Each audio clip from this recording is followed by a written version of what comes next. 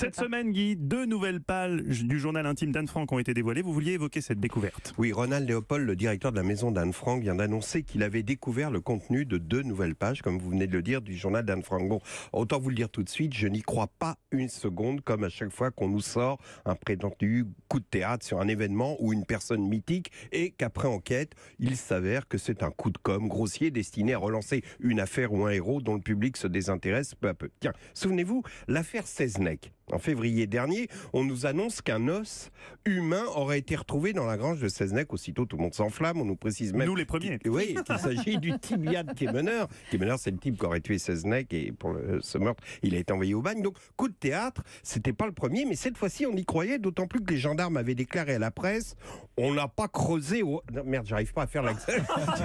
Oui, j'ai voulu ondulatiser parce que j'ai eu beaucoup de succès avec mon imitation de Gaulle, excusez-moi. Très réaliste. On n'a pas creusé... Bon, allez, faites le gendarme, on n'a pas gendarme creusé quoi au hasard. Le gendarme du Sud, le gendarme Oui, de quoi gendarme. On n'a pas creusé au hasard. Oh, c'est pas terrible. Non, Bon, c'est pas terrible. On va faire appel à des professionnels la prochaine fois. Ben, on n'a pas creusé au hasard. On avait une information solide. Ah, pas de mieux. C'est bien. Bon, bref. Donc la police scientifique intervient sur ce cold case. C'est pas les experts Manhattan, c'est la gendarmerie de l'Oudéac quand même. Ils ont un matériel moins sophistiqué. C'est arrivé avec un sac au champ et une pioche Jardiland, avec laquelle ils ont donc creusé la terre battue de la grange jusqu'à ce qu'ils trouvent un os, qui était à l'évidence, d'après eux, un tibia humain. Alors ils ont aussitôt organisé une conférence de presse pour présenter cet os aux journalistes. La question de l'un d'entre eux, ces journalistes qui demandaient, mais ça vous surprend pas que ce tibia ait la taille de la moitié d'un tibia d'adulte, n'a pas déstabilisé la maréchaussée, qui a répondu bon, ben effectivement, nous vérifions l'alibi d'une âme passe-partout et de Jérémy Michalak. Mimi Mati, j'aurais pu mettre qui voulait. Selon préambule, pour vous dire à quel point la découverte de ces nouvelles pages du journal d'Anne Frank me laisse perplexe. Ça sent le directeur de la maison d'Anne Frank qui compte la recette le soir et qui dit à sa femme, dis donc Heidi, tu sais combien on a fait d'entrées aujourd'hui? 18, et encore il y avait 4 militaires demi-tarif et une invitation gratuite, un type qui avait gagné à Yapa Péno sur Europe. C'est plus possible, il faut trouver un truc pour relancer le business, surtout que les ventes du livre s'effondrent également. J'ai une idée. Tu imites l'écriture de la petite, tu me fais 2 pages nouvelles qu'on va ajouter au journal, mais je veux du cul.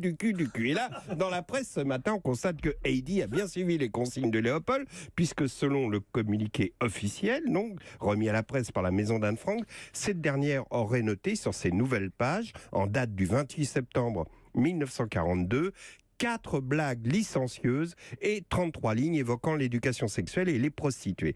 Ronald Léopold a ajouté ces découvertes nous rapprochent encore plus de la jeune fille. Autrement dit, attendez-vous à ce que pour Noël, on vous sorte l'édition mise à jour du journal d'Anne Frank avec en bonus l'histoire de la pute polonaise unijambiste. Et même si c'était vrai, et même si ces nouvelles pages qu'est-ce que ces nouvelles pages, apportent au symbole que représente l'histoire édifiante de cette gamine juive cachée pendant 2 ans dans un appartement d'Amsterdam et qui, après dénonciation, est arrêtée, envoyée au camp de Bergen-Belsen où elle meurt du typhus 7 mois après. L'exemplarité historique de cette tragédie est là. On s'en fout du reste, mais c'est le signe des temps. On se fout justement de l'exemplarité des choses, de ce qu'elles peuvent apporter à la construction des hommes. L'histoire ne sert plus d'exemple, mais de support marketing. Moi, je me souviens du film Le Journal d'Anne Frank, que j'ai vu quand j'étais petit. Je suis sorti du cinéma en me posant des questions sur l'innocence des enfants bafoués par la barbarie des hommes. Ces questions, je me les suis posées à nouveau il y a quelques jours en voyant des images de Gaza. Je ne suis pas sûr que je me laisserais poser si on avait fait un film sur les pages de cul du journal d'Anne Frank.